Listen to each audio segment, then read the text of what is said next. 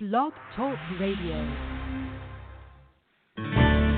Welcome to Family Law Talk. Family Law Talk. Presented by Kirk Stange of Stange Law Firm, PC. Stange Law Firm is a family law firm with offices in Missouri and Illinois. Now, here's your host, Kirk Stange.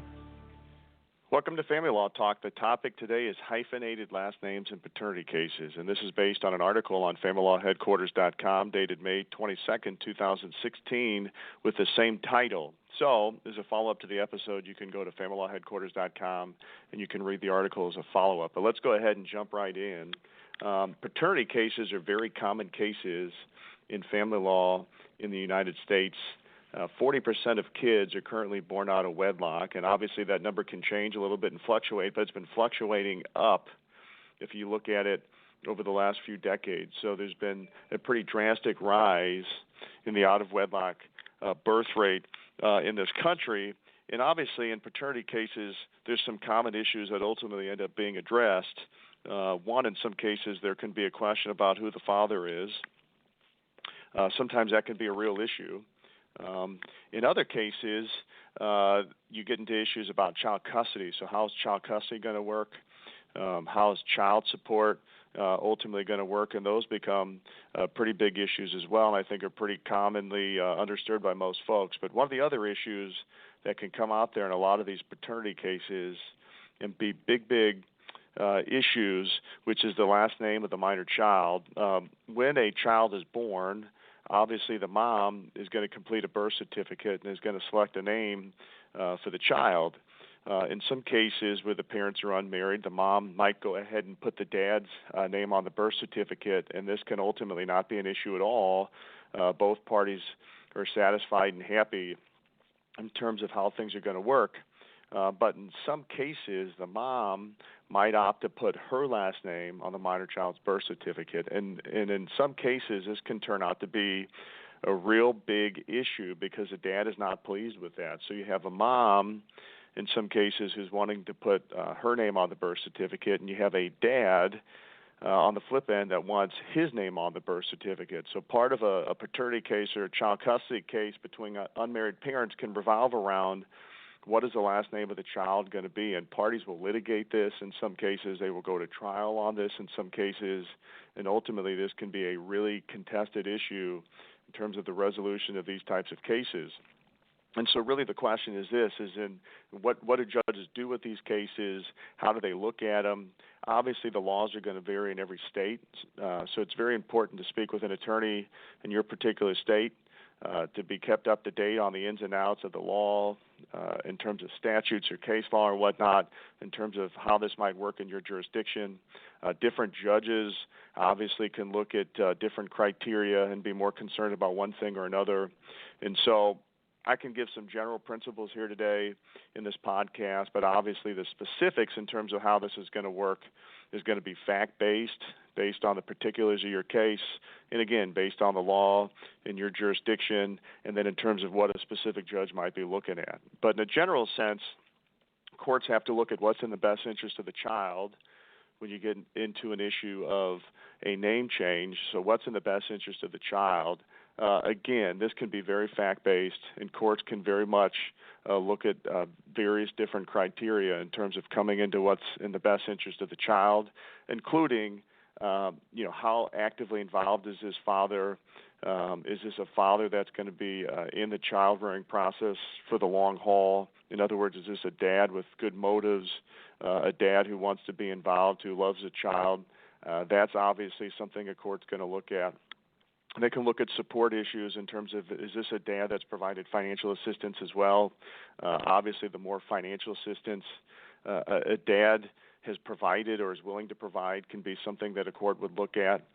And then one of the big issues that can be out there in a lot of cases is this, which is when was the case brought and has the child started school yet? So in cases where the child hasn't begun school yet, isn't used to really the last name. In other words, they haven't really reached an age where they've, quote, identified with the last name. So the younger the child is, a court might be more apt to change it to the dad's name as well. And again, those are just some sort of general principles. There's other things that courts can ultimately look at as well. But in terms of this podcast, one of the compromise scenarios that you see more and more out there, at least where I practice, and I wouldn't say this is a majority of what I see or that this is predominant, but more and more judges are at least becoming open to this idea, at least considering it, and that is the idea of a hyphenated last name. So you take the mom's and the dad's last name, you hyphenate it, and then the idea in some of these cases is this is a good compromise. And so the hope is that the mom is relatively happy with this scenario. The dad is relatively happy with this scenario. Of course, you can get into an issue of if you're hyphenating, do you put the mom's name first or the mom's name last or the dad's name first or the dad's name last? So what order those names can go on there can be a real issue, but more and more judges are becoming open to this. Now, in some cases on the flip end, and I'm not taking a position, I'm just trying to give you sort of a general overview of how this works. In some cases, this might make neither party happy, right? The mom might not like the idea of the hyphenation. The dad might not like the idea of the hyphenation. So while in some cases this might be a compromise that keeps both parents happy, on the flip end, it could be a scenario where neither parent likes it either. And so this whole idea of hyphenation, it can be potentially a useful compromise that makes both parties happy, gives both parties some sort of satisfaction in terms of their last name being part of the child's last name, but in some cases the parents might not like it at all. And certainly in a lot of cases, there are judges out there that aren't open to the idea of hyphenating so much at all.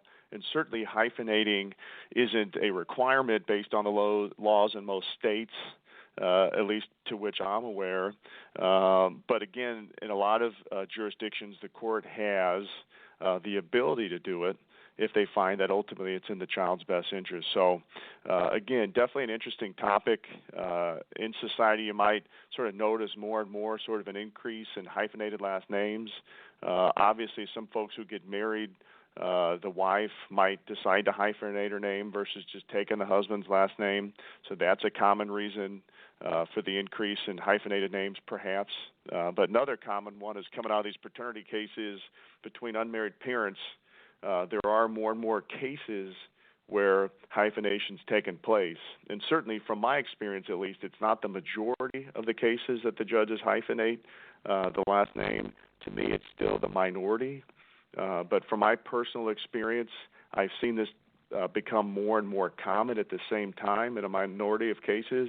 And certainly in terms of options out there available for a judge, while I don't see judges doing this in the majority of cases, I see more and more judges at least entertaining this as a possible resolution short of contested litigation where the judge might hope that hyphenation could be a potential settlement tool, or the judge could, after a trial, ultimately find that hyphenation would be in the child's best interest.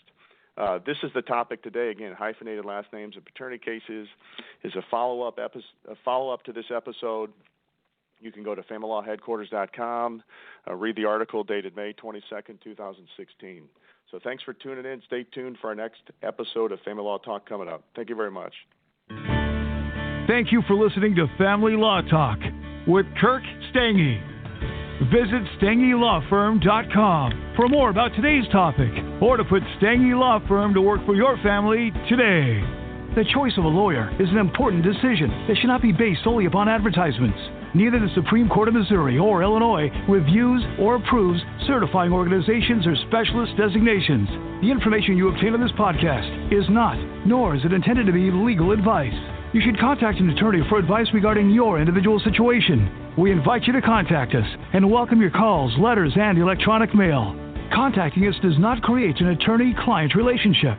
Please do not send any confidential information to us until such time as an attorney-client relationship has been established. And finally, past results afford no guarantee of future results, and every case is different and must be judged on its own merits. Kirk Stange is responsible for the content. Principal place of business, 120 South Central Avenue, Suite 450, Clayton, Missouri, 63105.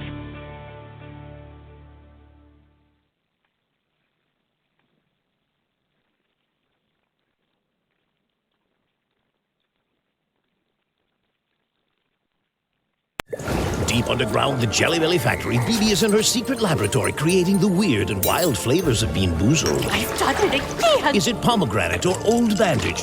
Dare to compare. Bean Boozled, 6th edition. Are you brave enough? Lucky Land Casino, asking people, what's the weirdest place you've gotten lucky? Lucky? In line at the deli, I guess? Aha, in my dentist's office. More than once, actually. Do I have to say? Yes, you do. In the car before my kids' PTA meeting. Really? Yes. Excuse me, what's the weirdest place you've gotten lucky? I never win and tell. Well, there you have it. You can get lucky anywhere, playing at LuckyLandSlots.com. Play for free right now. Are you feeling lucky? No purchase necessary. Void where prohibited by law. 18+. Terms and conditions apply. See website for details.